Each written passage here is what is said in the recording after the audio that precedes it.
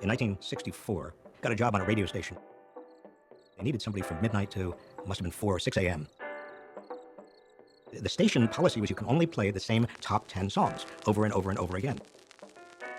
I was so bored that I announced on the air, if anybody's listening to this program and would like to engage in a little bit of a banter, just a little discussion, not much, just 30 seconds, it would be great. And I'll give you $25, first person calls in. This is before talk radio, by the way. And nobody called in.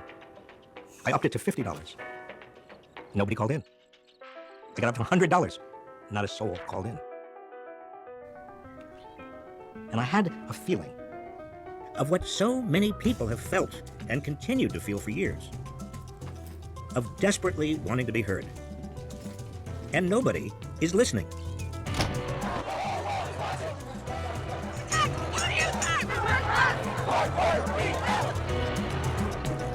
There's a huge amount of anger and frustration in the United States.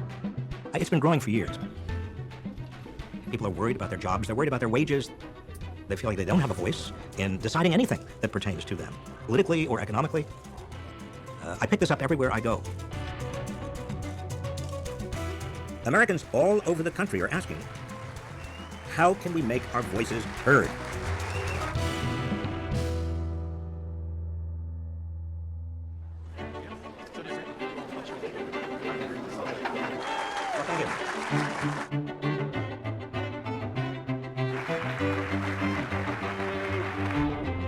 The name of the book is Saving Capitalism. I've got two kind of reactions just to the title. Saving Capitalism, wait a minute, that implies that there's something wrong with capitalism. And there are others who say, why would you want to save capitalism? Robert Reich, professor of public policy at UC Berkeley and former Secretary of Labor under President Clinton. You have captured this moment in American culture and American politics very well in this book. It's saving capitalism for the many, not the few. We got about 20 seconds. Can you define? We have a lot more time than that. Can you define the aspirations of the middle class today as opposed to 30 years ago? I think the aspiration of the middle class today is almost exactly what it was 30 years ago. That is, let's have a better life. If I'm working hard, I want my children to have a better life. Upward mobility is what people are expecting from the system, but they aren't getting it. Most Americans now have severe doubts about the system. They think the system's rigged. The real issue is the system working for most people, or is it working for a very small group, becoming smaller and smaller at the top? Robert Reich, I want to thank you very much for being with us. Former Labor Secretary under President Clinton, professor. These days, a lot of people certainly know the game is rigged. They hear that, they feel it, but they don't know exactly how it's rigged. I wanted to go to where people didn't really know me, my books. I wanted to go to places where I could actually interact. I didn't expect to sell many books, but I did hope to learn something. Hi, you. Nice to see you. Great to finally How are meet you? Look who we found. Good morning. Reverend Welcome Chandler. to Kansas City. Well, Reverend, thank you. Hi, Claudia. You're chair of the board.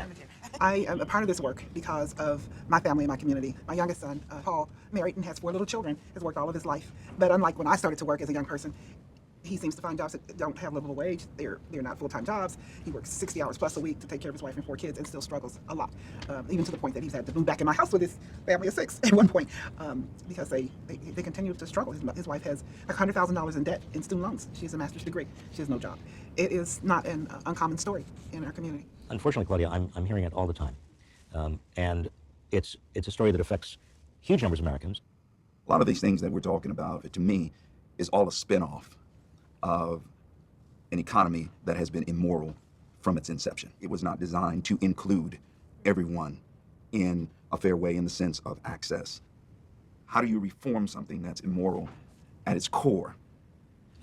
There's nothing inherent in an economic system that makes it either immoral or moral, or good or bad. It depends on how it's organized.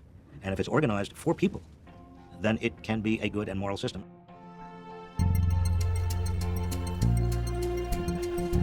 Our American economic system, capitalism, is a system based on private property and a free exchange of goods and services.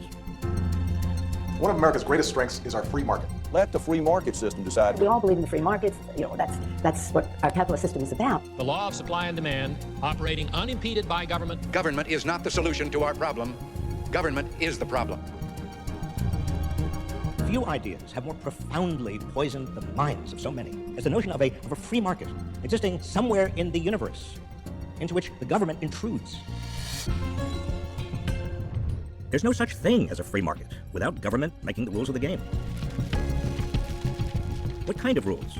Rules governing property, monopoly, contracts, bankruptcy, and enforcement. Let's take property. Until the 1860s, human beings were lawful property in the United States. It took years of activism and a civil war, but Americans finally made slavery illegal. Or take bankruptcy. If you're big business, you can declare bankruptcy over and over again to protect your assets. But if you're a student, you can't reorganize your debt in bankruptcy. Or if you're a homeowner who's underwater because the entire market has collapsed, you can't use bankruptcy. It's illegal. These rules don't come from nature.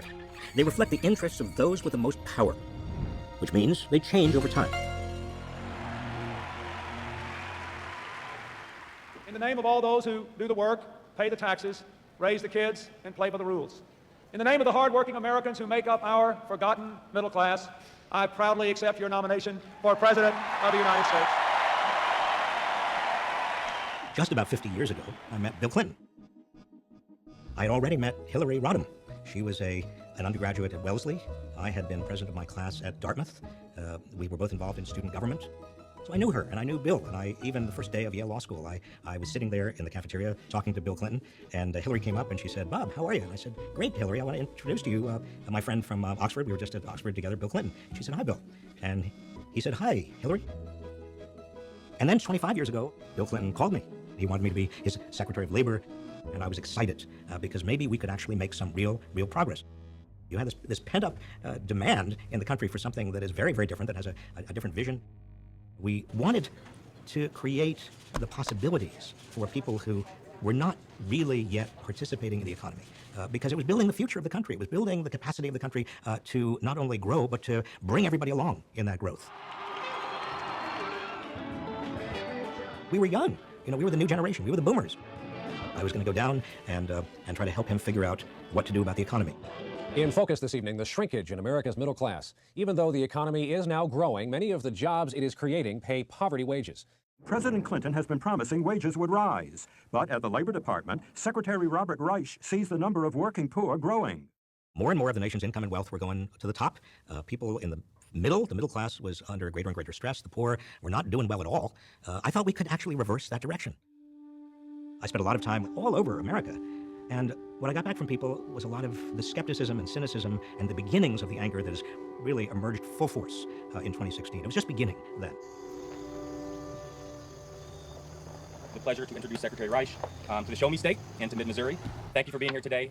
As Tim said, this started out as a book tour, and I've done a lot of books, and I've written a lot of books, and I've tried to help people understand what's really going on. I don't want to just go out to bookstores. I really want to talk to people about their lives. Yes, that's true. My name's Darvin Bentley, and I'm a farmer. And there's other names they use for me, but I just mainly go by farmer and cattleman. Family farm has been around for 80 years. You're kind of raised into it. I jumped on the first tractor when I was 10 years old. I could barely reach the pedals.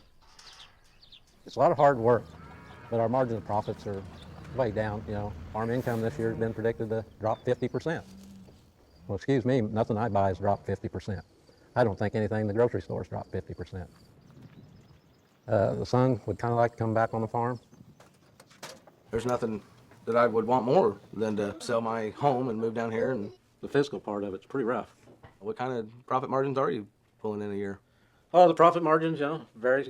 But the total deal, I make around. The year before was like $320,000. You spent 300. 300. So in my mind, your profit margin would have been 20,000, correct? Yeah. There is a vicious cycle that has set in. The American economy today is almost twice as large as it was in 1980, but the median wage has gone nowhere. In fact, if anything, most Americans' wages adjusted for inflation have declined. So where did all the money go? It went upward. In 2014, corporate profits before taxes reached their highest share of the total economy in at least 85 years. Meanwhile, the percentage of the economy going to people's wages has dropped dramatically. Hidden inside the rules of the market, money flows upward, out of the pockets of average Americans, and into the profits of major industries, executives, and shareholders.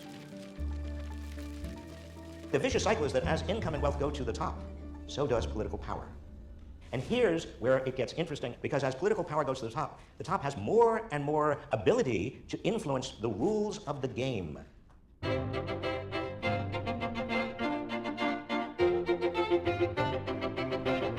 I began my political education when I went to Washington in 1967 as an intern for Robert F. Kennedy. Being in Washington was thrilling. People in the bottom 20% were getting ahead. In 1964, when our large and growing middle class was the envy of the world, roughly 77% of Americans said they trusted government to do the right thing. That's compared to 20% today. And Washington itself was kind of seedy in those days. There wasn't much money flowing into Washington. The business community was just beginning to come to Washington and set up shop. It was just starting. In the late 1970s, I got a job as Director of Policy Planning for the Federal Trade Commission. While I was there, we came out with a proposed rule that would ban advertising directed at children with regard to unhealthy, sugary products. The Federal Trade Commission votes today on recommendations by its staff that would put tight new restrictions on television commercials that are aimed at children. Advertisers are spending hundreds of thousands of dollars fighting the consumer groups and the FTC staff proposals. The makers of sugared cereals, candy, and toys are fighting back. You would have thought we had declared World War III because the business community was so upset. I began to see businesses and business associations begin to get more and more power in Washington, more and more power over the legislative process. They closed down the Federal Trade Commission because of that rule. At the Consumer Complaints Office, yesterday's mail was unopened. Hearings with food companies were suspended. A laboratory machine that smokes 500 cigarettes a day to monitor tar and nicotine content of the different brands got a break. It didn't have to smoke.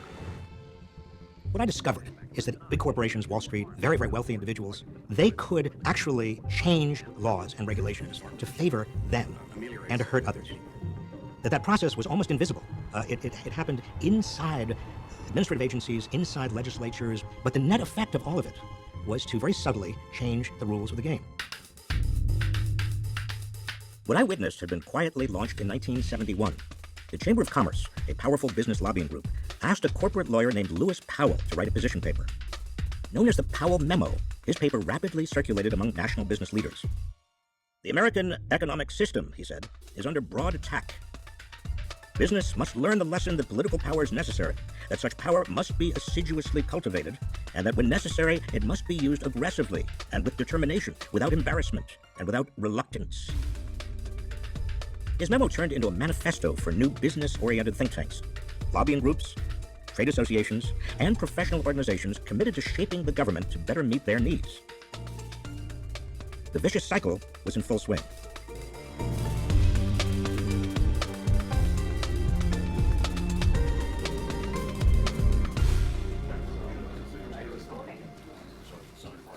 First, let me ask the question. How do you like to be called? How should we call you? Your Excellency. Bob. No, call me Bob.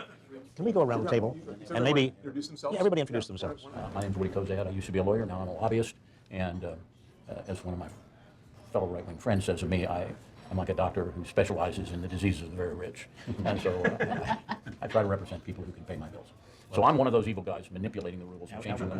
Don't be defensive. I'm not defensive. I'm very proud of myself. You were doing a job, and a job has to be done. I'm Crosby Kemper, the director of the Kansas City Public Library, and I was a Republican candidate for the state legislature in 1980, and I referred to myself then as I refer to myself now as a libertarian. I have been a very moderate Republican and actually have helped